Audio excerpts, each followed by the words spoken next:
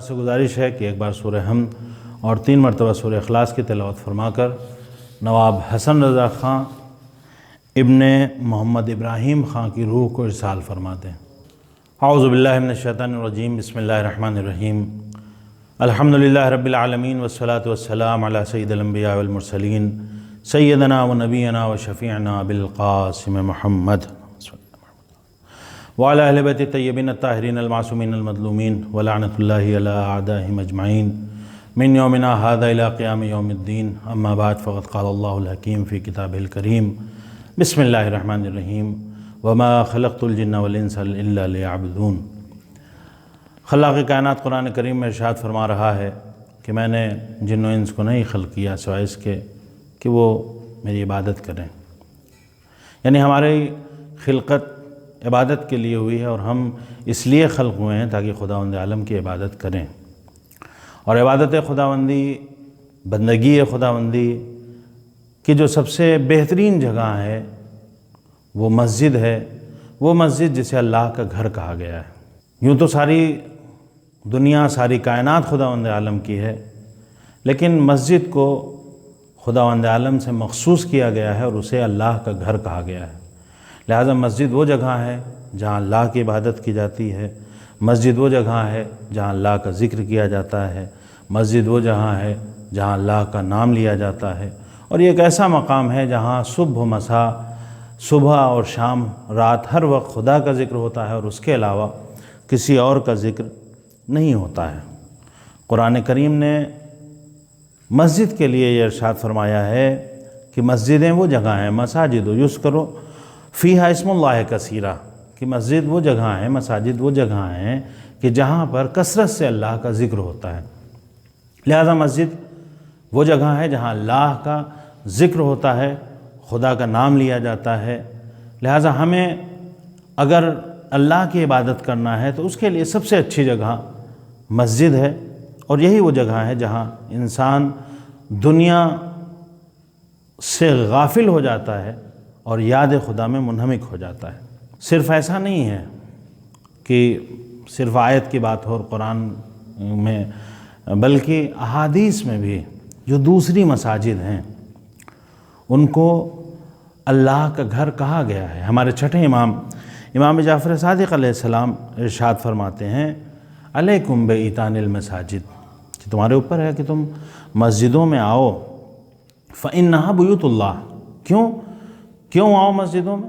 کیونکہ یہ اللہ کا گھر ہے۔ یعنی ہمارے معصومین نے، یہ جو ہماری تمام مساجد ہیں، انہیں اللہ کا گھر کہا ہے، روایتوں میں انہیں اللہ کا گھر کہا گیا ہے۔ لہذا ہمارے لیے بہت ہم پر ضروری ہے، واجب ہے کہ ہم اس اللہ کے گھر کا احترام کریں۔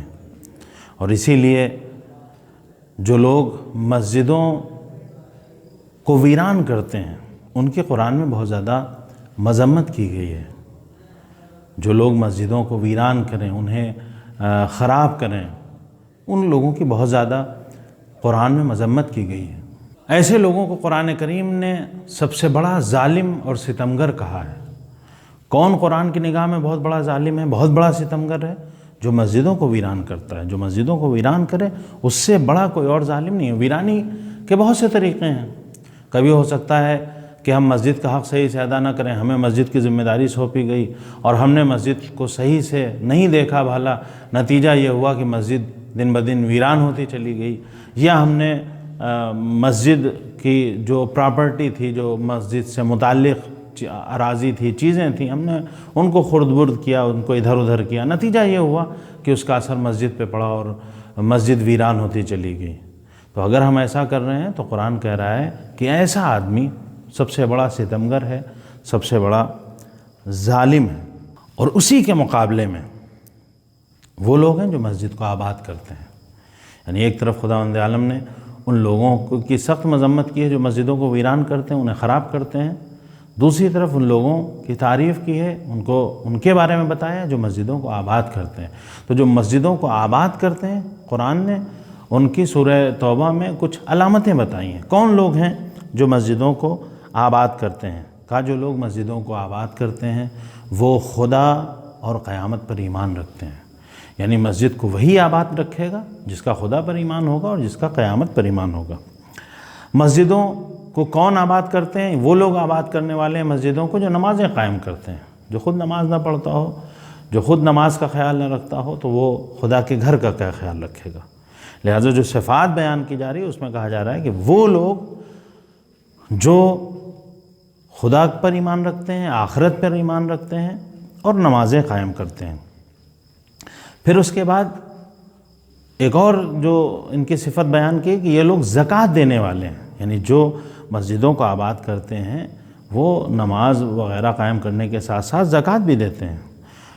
اور اس کے علاوہ ان کی ایک بہت اہم صفت یہ ہے کہ وہ خدا کے علاوہ کسی اور سے نہیں ڈرتے ہیں۔ جو مسجدوں کو آباد رکھنے والے لوگ ہیں وہ ایسے ہیں کہ جو خدا پر ایمان رکھتے ہیں، روز قیامت پر ایمان رکھتے ہیں، نمازوں کو قائم کرتے ہیں، زکوٰۃ دیتے ہیں اور خدا کے علاوہ کسی اور سے نہیں ڈرتے ہیں۔ اب اگر ہم نے خود اپنی زندگی میں بہت سے خدا بنا رکھے ہوں جن کا ہمیں ہر پل ڈر رہتا ہو، تو جس کے خود دسیوں خدا ہوں اس دنیا میں، کہیں اقتدار دیکھا تو اسے خدا مان بیٹھے، کہیں صاحب ثروت کو دیکھا تو اسے خدا مان لیا، کہیں کسی اچھے عہدے والے کو دیکھا اسے خدا مان لیا، تو جس نے ایسے لوگوں کو خدا مان لیا ہے تو وہ پھر خدا سے کہاں ڈرنے والا ہے؟ پھر وہ ایک خدا کو کہاں ماننے والا ہے؟ لہٰذا مسجدوں کو آباد بھی وہی کرے گا جو زکوٰۃ دینے والا ہو، جو صرف خدا سے ڈرنے والا اور اس کے علاوہ کسی اور سے نہ ڈرنے والا ہو۔ مسجد کی جو خصوصیات بیان کی گئی ہیں، مسجد کی اہمیت کا اندازہ آپ لگائیے کہ وہ آیت معراج ہم لوگ پڑھتے ہیں، سبحان الذی اسری بعبدہ لیلا من المسجد الحرام الی المسجد الاقصی، تو وہاں پر دو مسجدوں کا ذکر ہے، ایک مسجد حرام ایک مسجد اقصی ہے۔ مسجد حرام اور مسجد اقصی کا ذکر کہاں ہے؟ جہاں معراج ہو رہی ہے، یعنی معراج کے لیے جو زینہ بنی وہ یہی دو مسجدیں ہیں، ایک مسجد حرام اور ایک مسجد اقصی ہے۔ یعنی آپ سوچئے کہ جب خداوند عالم کو اپنے بندے کو معراج پر بلانا تھا تو اس نے اپنے گھر کو ذریعہ بنایا، اپنے گھر کو زینہ بنایا۔ مسجد حرام اور مسجد اقصی وسیلہ بنی ہے، زینہ بنی ہے ہمارے نبی کا معراج پہ جانے کا۔ اسی سے اندازہ ہوتا ہے کہ ان مسجدوں کی کتنی زیادہ اہمیت ہے خدا کی نگاہ میں، اسلامی نقطہ نظر سے اور معصومین کی نگاہ میں۔ لہٰذا مسجد معراج کا زینہ ہے، اسی سے اس کی اہمیت کا اندازہ ہوتا ہے۔ اور اسی لیے جب مسجدوں کی طہارت کی بات آتی ہے تو آپ دیکھیں تاریخ آپ کے سامنے ہے، قرآن ہے کہ اس میں دو معصوم کو حکم ہوتا ہے کہ تم ہمارے مسجد کو، ہمارے گھر کو طہر بیتی، ہمارے گھر کو صاف کرو، پاک کرو۔ وہ دو کون ہیں؟ وہ دو معصوم نبی ہیں۔ یعنی مسجد کا مقام اتنا بلند و بالا ہے کہ اسے پاک و صاف کرنے کے لیے اس وقت کے جو سب سے بہترین انسان ہیں دو، انہیں حکم دیا جا رہا ہے کہ تم جاؤ اور ہمارے گھر کو پاک کرو۔ یعنی جو معصوم ہے اس کا انتخاب کیا جا رہا ہے۔ اسی سے اندازہ ہوتا ہے کہ خدا کے گھر کی عظمت کتنی زیادہ ہے۔ اسی وجہ سے اس زمانے میں بھی، جاہلی دور میں بھی اور آج بھی، بہرحال جو مسجد کے خادم ہیں ان کی بہت زیادہ عظمت تھی۔ جو بھی خادم حرم تھا وہ اپنے آپ کو بہت ہی پر افتخار سمجھتا تھا، فخر کرتا تھا کہ مجھے اتنا بڑا منصب ملا ہوا ہے کہ میں خادم حرم خدا، حرم اللہ ہوں۔ تو یہ جو خدمت ہے مسجد کی، اس کی بہت زیادہ اہمیت تھی، عرب اس پہ افتخار کرتے تھے۔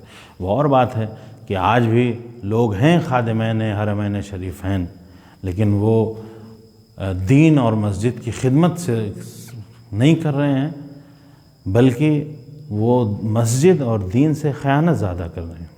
بھلے ہی ان کے پاس عنوان ہو خادمین مسجدین حرمین شریفین کا، لیکن وہ منصب ہے ان کے پاس، لیکن انہوں نے اس منصب کو ادا نہیں کیا ہے، اس فریضے کو نبھایا نہیں ہے۔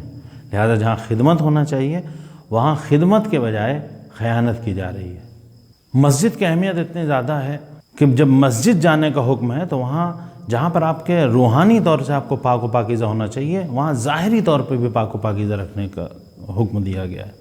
یعنی آپ ظاہری طور پر زینت کر کے جائیے، کیونکہ آپ مسجد جا رہے ہیں، خدا کے گھر جا رہے ہیں، لہٰذا ظاہری طور پر بھی آپ کا لباس پاک و پاکیزہ ہونا چاہیے، آپ صاف ستھرے ہوں، اور تب آپ خداوند عالم کے گھر میں جائیے۔ کیوں؟ کیونکہ اس مسجد کی بہت زیادہ اہمیت ہے۔ یہاں پر ہر وقت خدا کا ذکر ہوتا ہے، خدا کا نام لیا جاتا ہے، روایات میں مسجد کو مرکز توحید کہا گیا ہے، روایات میں مسجد کو عقیدے کو پاک کرنے کی جگہ کہا گیا ہے، روایات میں مسجد کو انحراف ختم کرنے کی جگہ کہا گیا ہے، روایات کی روشنی میں مسجد ایک ایسی جگہ ہے جہاں میراث اسلامی کا دفاع کیا جاتا ہے۔ لہذا یہ مسجد کی اہمیت ہے۔ مسجد ایک ایسی جگہ ہے جہاں انوار الہی کا تذکرہ ہوتا ہے، لہذا جب ہم مسجد میں جاتے ہیں تو پھر جتنی بھی مادی زندگی ہے، مادیات ہیں، ان سے ہمیں دور ہو جانا چاہیے، اور جو خاصان خدا ہیں، جو اللہ کے خاص بندے ہیں، مومن بندے ہیں، وہ مسجد جاتے ہیں تو پھر صرف خدا کا نام ان کے ذہن میں ہوتا ہے اور صرف اس خدا کی عبادت کرتے ہیں۔ مسجد کا مالک صحیح معنوں میں پوری دنیا کا مالک، لیکن مسجد کو چونکہ بیت اللہ کہا گیا ہے، خانہ خدا کہا گیا ہے، اس لیے مسجد کا مالک اصل میں خدا ہے۔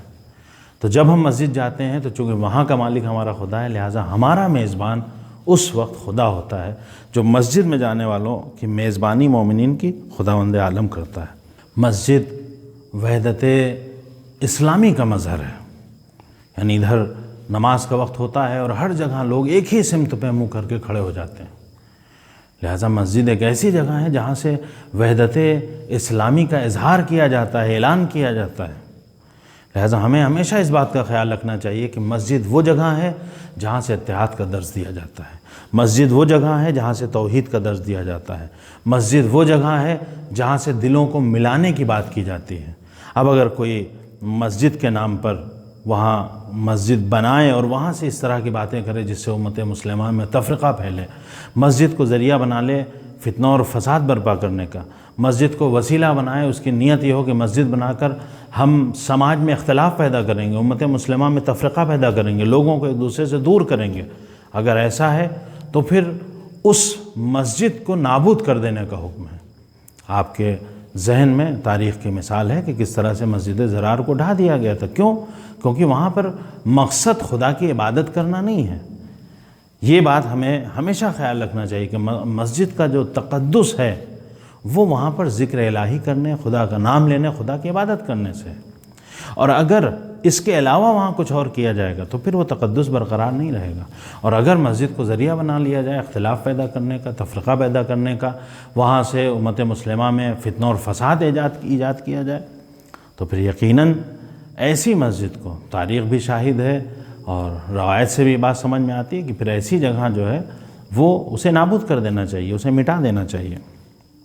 لہٰذا ہمیں اس بات کا خیال رکھنا چاہیے کہ ہم اس مسجد کو ایک ایسی جگہ بنائیں کہ جہاں خدا کی عبادت بھی کی جائے، اور اگر وقت پڑے تو اسی مسجد سے غربا اور مساکین اور ان تمام لوگوں کی مدد بھی کی جائے، اگر ضرورت پڑے تو اسی مسجد سے لوگوں کے عقیدے سنوارے جائیں، اگر ضرورت پڑے تو اسی مسجد سے جو قوم میں انحراف پایا جا رہا ہے اس انحراف کو دور کیا جائے، لوگوں کی پریشانیوں کو دور کیا جائے، کیونکہ خدا کے گھر سے اگر لوگوں کی پریشانیاں دور نہیں ہوں گی تو پھر کہاں سے دور ہوں۔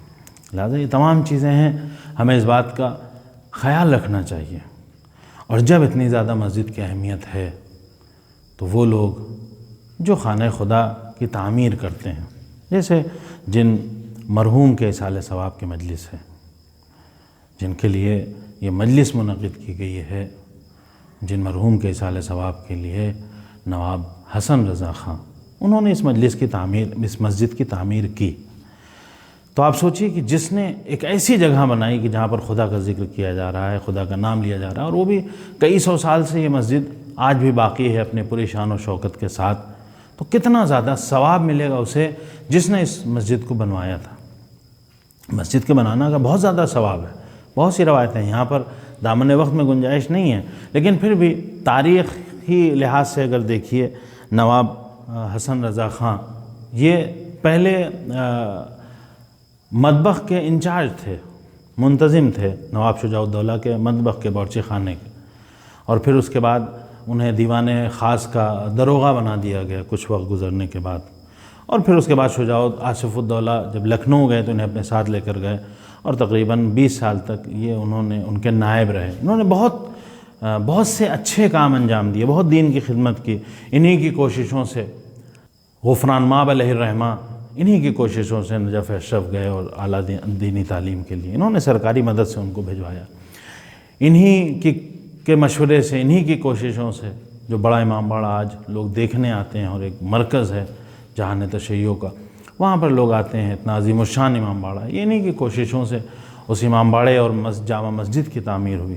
اور جب جامع مسجد اور امام باڑے کی تعمیر ہوئی ہے 1775 میں جب تعمیر شروع ہوئی ہے، تو پھر 10 سال میں تقریباً 1785 میں تعمیر مکمل ہوئی ہے، اور تب تک آیت اللہ غفران مآب علیہ الرحمہ واپس آئے ہیں اور انہیں وہاں کا جمعہ اور جماعت بنایا گیا ہے۔ تو یہ وہاں پہ ان کی لکھنؤ میں کوششیں تھیں، ان کی خدمتیں تھیں جو اس طرح کے کام انجام دیے گئے، اور انہی کی کوششوں سے یہ جو یہاں پر مسجد ہے جس کی طرف سے مجلس منعقد کی جا رہی ہے، چوک میں انہوں نے فیض آباد چوک میں اس مسجد کو تعمیر کیا، اور آج 2020 میں تقریباً 230 سال ہو گئے ہیں اس مسجد کو تعمیر ہوئے۔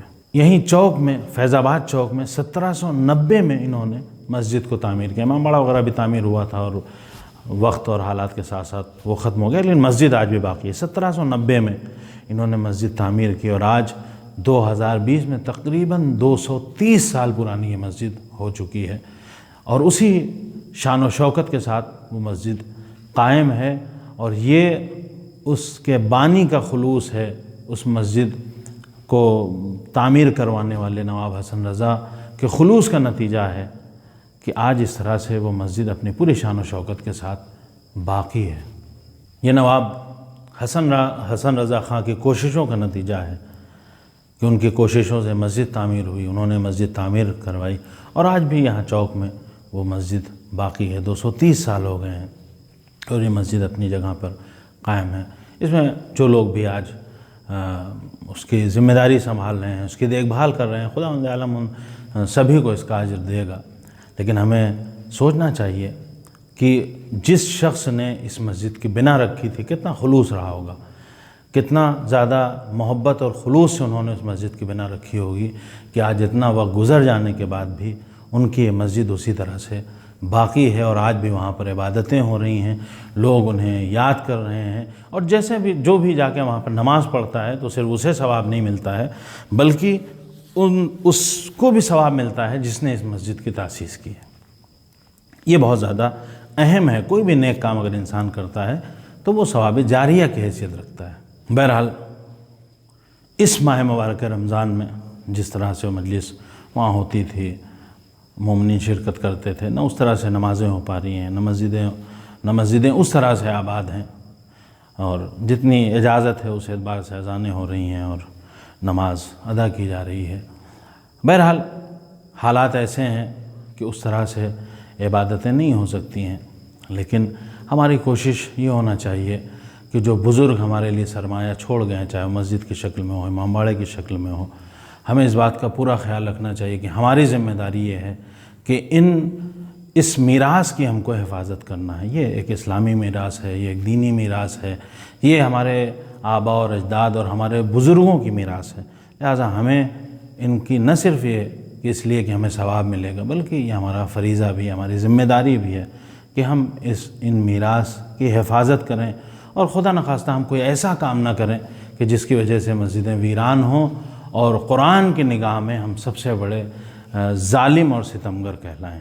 یقیناً ستمگر بہت سے ہیں تاریخ میں، جب مسجد کا تذکرہ ہوتا ہے تو پھر ہمیں مسجد کوفہ کا وہ محراب بھی یاد آتا ہے کہ جس میں ہمارے پہلے امام کو نماز کے عالم میں شہید کر دیا جاتا ہے۔ ہاں عزیزوں، یہی ایام اعزاء ابھی گزرے ہیں، وہی 19 رمضان تھی کہ جس میں امام کو ضربت لگتی ہے۔ بہت تفصیل سے مسائل عرض نہیں کرنا ہے، لیکن سوچئے کہ وہ امام جو مسجد میں ہو، محراب میں ہو، سجدے کے عالم میں اپنے خدا کو یاد کر رہا ہو، اور اس پر اگر کوئی وار کرتا ہے اور اس کی جان لینا چاہتا ہے تو وہ کتنا شقی ترین انسان ہوگا۔ یقیناً جہاں ایک طرف عصمتوں کا پیکر ہمارے امام تھے، وہیں ان کے مقابلے میں ہر دور میں ظالم ترین انسان بھی رہے ہیں، ظلم ہوا ہے۔ ایک بار امام سجدے میں ہیں، آپ کے اوپر تلوار سے وار کیا جاتا ہے، زہر میں بجھی ہوئی تلوار ہے۔ ایک بار آپ کو اٹھا کر مسجد سے بیت الشرف کی طرف لے جایا جاتا ہے۔ جب آپ اپنے گھر سے بیت الشرف سے قریب پہنچے ہیں تو ایک بار آپ نے اپنے بچوں کو قریب بلایا اور کہا، حسنین ہمارے ساتھیوں سے کہہ دو کہ اب یہاں سے واپس چلے جائیں۔ کیوں مولا نے انہیں واپس بھیجا؟ اس لیے کیونکہ جب یہ گھر کے قریب پہنچیں گے تو زینب و ام کلثوم کے رونے کی آواز ان کے کانوں میں پہنچے گی۔ میرے مولا یہ نہیں چاہتے تھے کہ جب زینب و ام کلثوم گریا کریں تو ان کے رونے کی صدائیں نامحرموں کے کانوں میں پہنچیں۔